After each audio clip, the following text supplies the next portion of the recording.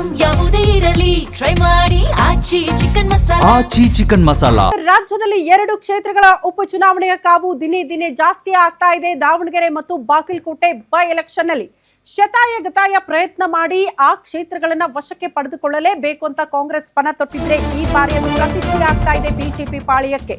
ಏನಾಗ್ತಾ ಇದೆ 2 ಪಕ್ಷದಲ್ಲಿ ಆ ಕುರಿತ ಡೀಟೇಲ್ಸ್ ಇದು. ನಾಳೆಯಿಂದ ಮತ್ತಷ್ಟು ರಂಗೇರಲಿದೆ ಬೈ ಎಲೆಕ್ಷನ್ ಅಖಾಡ.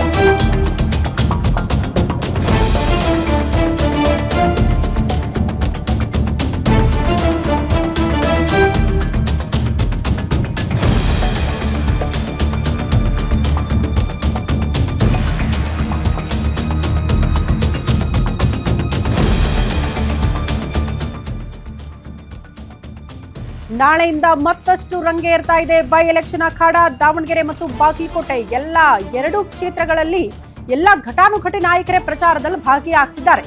ದಾವಣಗೆರೆ ಬಾಗಲಕೋಟೆಗೆ ಅಧಿಕೃತವಾಗಿ ಘಟಾನುಘಟಿಗಳ ಎಂಟ್ರಿ ನಾಳೆಯಿಂದ. ಕಾಂಗ್ರೆಸ್ ಅಭ್ಯರ್ಥಿಗಳ ಪರವಾಗಿ ಸಿಎಂ ಸಿದ್ದರಾಮಯ್ಯ ಸ್ವತಃ ಡಿಸಿಎಂ ಡಿಕೆ ಶಿವಕುಮಾರ್ ಅವರೇ ಪ್ರಚಾರ ಮಾಡೋದಕ್ಕೆ ಪ್ಲಾನ್ ರೂಪಿಸಿದ್ದಾರೆ. ಜೊತೆಗೆ ದಾವಣಗೆರೆ ಮತ್ತು ಬಾಗಲಕೋಟೆಯಲ್ಲಿ ಮೋಸ್ಟ್ಲಿ ಮುಂದಿನ ಕೆಲ ದಿನಗಳ ಕಾಲ ಹೆಂಗಿರುತ್ತೆ ಅಂದ್ರೆ ಇಡೀ ಸರ್ಕಾರನೇ 2 ಕ್ಷೇತ್ರಗಳಲ್ಲಿ ಬೀಡು ಬಿಟ್ಟರು ಕೂಡ ಆಶ್ಚರ್ಯ ಪಡಬೇಕಾಗಿಲ್ಲ. ಕಾರಣ 10 ರಿಂದ 12 ಸಚಿವರಿಗೆ ಉಸ್ತುವಾರಿ ತರ ಕೊಟ್ಟುಬಿಟ್ಟಿದ್ದಾರೆ, ಜವಾಬ್ದಾರಿ ಕೊಟ್ಟಿದ್ದಾರೆ, ಅಲ್ಲೇ ಇರಬೇಕು, ಅಲ್ಲೇ ಪ್ರಚಾರ ಮಾಡಬೇಕು ಅಂತ ಹೇಳಿದ್ದಾರೆ. ಅಂದ್ರೆ ಇಡೀ ಸರ್ಕಾರ ನೀವು ಯಾರನ್ನಾರು ಭೇಟಿ ಆಗಬೇಕು ಅಂದ್ರೆ ದಾವಣಗೆರೆ ಬಾಗಲಕೋಟೆಗೆ ಬರಬೇಕು ಅಂತ ಅನ್ಸುತ್ತೆ. ರಾಜ್ಯದ ಜನ ಅಷ್ಟರ ಮಟ್ಟಿಗೆ ಪ್ರತಿಷ್ಠೆಯಾಗಿ ಹೋಗಿದೆ ಕಾಂಗ್ರೆಸ್ ಪಾಳ್ಯಕ್ಕೆ 2 ಕ್ಷೇತ್ರಗಳನ್ನ ಗೆಲ್ಲಬೇಕು ಅಂತ. ಸ್ವಲ್ಪ ಮಟ್ಟಿಗೆ ಕಾಂಗ್ರೆಸ್ಗೆ ಆತಂಕ ಇರೋದು ಬಾಗಲಕೋಟೆ ಅಂತೆ. ಬಾಗಲಕೋಟೆಯಲ್ಲಿ ಗ್ರೌಂಡ್ ರಿಪೋರ್ಟ್ ಅಥವಾ ಅಲ್ಲಿನ ವಾಸ್ತವ ಪರಿಸ್ಥಿತಿನ ಅವಲೋಕನ ಮಾಡಿದಾಗ ಸ್ವಲ್ಪ ಮಟ್ಟಿಗೆ ಕಷ್ಟ. ಹಂಗಾಗಿ ಅಲ್ಲೇ ಸಿದ್ದರಾಮಯ್ಯನವರು ಬೀಡು ಬಿಡೋ ಮೂಲಕ ಪ್ರಚಾರದಲ್ಲಿ ಭಾಗಿಯಾಗಬೇಕು ಅನ್ನುವಂಥ ಪ್ಲಾನ್ ಇದೆಯಂತೆ. ಇತ್ತ ಬಿಜೆಪಿಯಿಂದಲೂ ಕೂಡ ನಾಳೆ ಘಟಾನುಘಟಿಗಳ ಕ್ಯಾಂಪೇನ್ ಆಗಲಿದೆ. 2 ಕ್ಷೇತ್ರಗಳಲ್ಲಿ ಗೆದ್ದು ಕಾಂಗ್ರೆಸ್ಗೆ ತಿರುಗೇಟು ಕೊಡೋದಕ್ಕೆ ಬಿಜೆಪಿ ಪ್ಲಾನ್ ರೂಪಿಸಿದೆ. ಕಾಂಗ್ರೆಸ್ ವಿರುದ್ಧ ಜನಾಕ್ರೋಶ ಇದೆ ಅಂತ ಸಾಬೀತುಪಡಿಸೋದಕ್ಕೆ ಸಿದ್ಧತೆಗಳಾಗಿದೆ ಅನ್ನೋದರ ಡೀಟೇಲ್ಸ್ ಸದ್ಯ ಸಿಗ್ತಾ ಇದೆ. ನಾಳೆಯಿಂದ Vijendra R Ashok, H D Kumaraswamy ಅವರು ಪ್ರಚಾರದಲ್ಲಿ ಭಾಗಿಯಾಗ್ತಾರಂತೆ 2 ಕ್ಷೇತ್ರದಲ್ಲಿ. ಬಿಜೆಪಿ ಅಭ್ಯರ್ಥಿ ಪರವಾಗಿ ಎಚ್ ಡಿ ಕುಮಾರಸ್ವಾಮಿ ಸಹ ಪ್ರಚಾರ ಮಾಡೋದಕ್ಕೆ ನಿರ್ಧಾರ ಮಾಡಿದ್ದಾರೆ. ಮೈತ್ರಿ ಅಲ್ವಾ, ಬರಲೇಬೇಕು.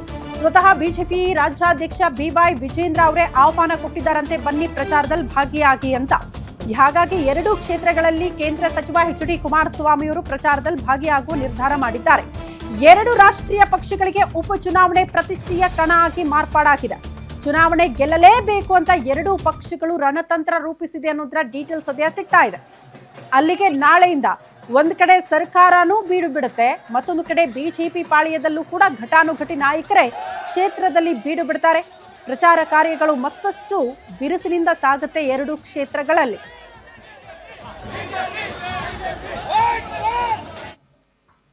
ಈ ಬಗ್ಗೆ ಮತ್ತಷ್ಟು ಡೀಟೇಲ್ಸ್ ಅನ್ನ ಕೊಡೋದಕ್ಕೆ ನಮ್ಮ ಪ್ರತಿನಿಧಿ ದುರ್ಗೇಶ್ ನ್ಯೂಸ್ ರೂಮ್ ಇಂದ ನೇರ ಸಂಪರ್ಕದಲ್ಲಿ ಜಾಯಿನ್ ಆಗ್ತಿದ್ದಾರೆ.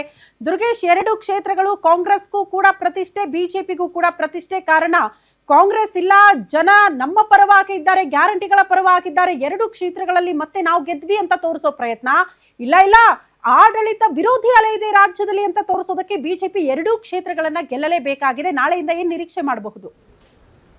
ಖಂಡಿತ ಶ್ರುತಿ, ರಾಜ್ಯ ಸರ್ಕಾರಕ್ಕೆ ಇದೊಂದು ಪ್ರತಿಷ್ಠೆ ಆಗಿರುವಂಥ ಚುನಾವಣೆ. ಯಾಕೆಂದರೆ ಸರ್ಕಾರಕ್ಕೆ 3 ವರ್ಷ ಪೂರೈಸಿರುವಂಥದ್ದು, ಜೊತೆಗೆ ಗ್ಯಾರಂಟಿ ಯೋಜನೆಗಳು ಕೈ ಹಿಡಿದಿದ್ದಾವ ಇಲ್ವಾ, ಆಡಳಿತ ಎಷ್ಟು ಮಟ್ಟಿಗೆ ಜನರು ಒಪ್ಪಿಕೊಂಡಿದ್ದಾರೆ ಅನ್ನುವಂಥದ್ದು ಇಲ್ಲಿ ಭಾಳ ಮುಖ್ಯ ಆಗುತ್ತೆ. ಜೊತೆಗೆ ಈ ಒಂದು 2 ಚುನಾವಣೆಯನ್ನು ಗೆಲ್ಲಲೇಬೇಕಾದ ಅನಿವಾರ್ಯ ಪರಿಸ್ಥಿತಿ ಮತ್ತು ಏನು ಸರ್ಕಾರ ಜೊತೆಗೆ ಜನರು ಇದ್ದಾರೆ ಅನ್ನುವಂಥದ್ದನ್ನು ಪ್ರೂವ್ ಮಾಡೋದಕ್ಕೆ ಆಡಳಿತ ಪಕ್ಷವರಂಥ ಕಾಂಗ್ರೆಸ್ಗೆ ಸಿಎಂ ಸಿದ್ದರಾಮಯ್ಯ, ಡಿಸಿಎಂ ಡಿಕೆ ಶಿವಕುಮಾರ್ಗೆ ಭಾಳ ಮುಖ್ಯ ಆಗಿರುವಂಥದ್ದು. ಹೀಗಾಗಿ ಜನ ವಿರೋಧಿ ಅಲೆ ಇದೆಯಾ ಅನ್ನೋದನ್ನು ಪ್ರೂವ್ ಮಾಡೋದಕ್ಕೆ ಬಿಜೆಪಿ ಮತ್ತು JDSಗೆ ಇದು ಚುನಾವಣೆ ಮುಖ್ಯ ಆಗಿದೆ. ಹೀಗಾಗಿ ಎರಡೂ ಕ್ಷೇತ್ರಗಳಲ್ಲಿ CM Siddaramaiah DCM DK Shivakumar ನಾಳೆಯಿಂದ ಚುನಾವಣಾ ಕಣಕ್ಕಿಳಿದು ಪ್ರಚಾರವನ್ನು ಮಾಡ್ತಾರೆ. 4 ದಿನಗಳ ಕಾಲ ಅಲ್ಲೇ ಇದ್ದು ಅಭ್ಯರ್ಥಿಗಳನ್ನು ಗೆಲ್ಲಿಸೋದಕ್ಕೆ ಪಟ್ಟಣ ಹಾಕಲಿದ್ದಾರೆ. ಹೀಗಾಗಿ ಇದಕ್ಕೆ ಪ್ರತಿಯಾಗಿ ವಿರೋಧ ಪಕ್ಷವೂ ಕೂಡ ಆಡಳಿತ ಪಕ್ಷದ ಜನವಿರೋಧಿ ಅಲೆಯನ್ನು ಪ್ರೂವ್ ಮಾಡೋದಕ್ಕೆ ಮುಂದಾಗಿ ಏನು ಜನರನ್ನು ಯಾವ ರೀತಿ ಮತ ಸೆಳೆಯಬೇಕು ಅನ್ನೋ ನಿಟ್ಟಿನಲ್ಲಿ HD ಕುಮಾರಸ್ವಾಮಿ, ವಿಜೇಂದ್ರ, ಅಶೋಕ್ ಅವರು ಕೂಡ ಏನು ಅಖಾಡಕ್ಕೆ ಇಳಿದಿದ್ದಾರೆ.